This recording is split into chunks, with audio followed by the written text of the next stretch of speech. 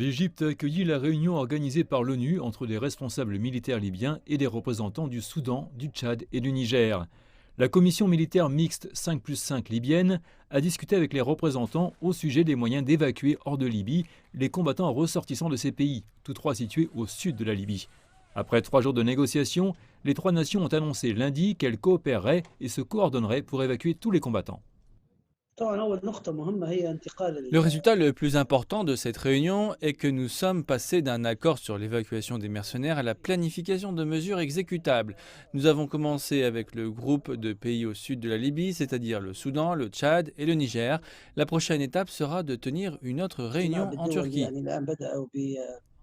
Aucun calendrier concernant l'évacuation n'a toutefois été annoncé à l'issue de la conférence. Les responsables libyens affirmant que la mise en œuvre d'un plan de départ pour les combattants étrangers est complexe. Nous avons différents types de mercenaires. Certains groupes sont constitués de plusieurs nationalités. Il y a ceux de Syrie que la Turquie a amenés et il y a ceux de nos pays voisins. Chaque groupe doit être traité différemment. Les groupes des pays situés au sud comptent des rebelles qui ont des différends majeurs avec les gouvernements en place. L'armée nationale libyenne ou ANL affirme que sur le plan logistique, l'évacuation des mercenaires et des combattants étrangers pourrait prendre jusqu'à 10 jours. Mais cela suppose que les forces libyennes ne soient pas confrontées à une résistance de ces groupes.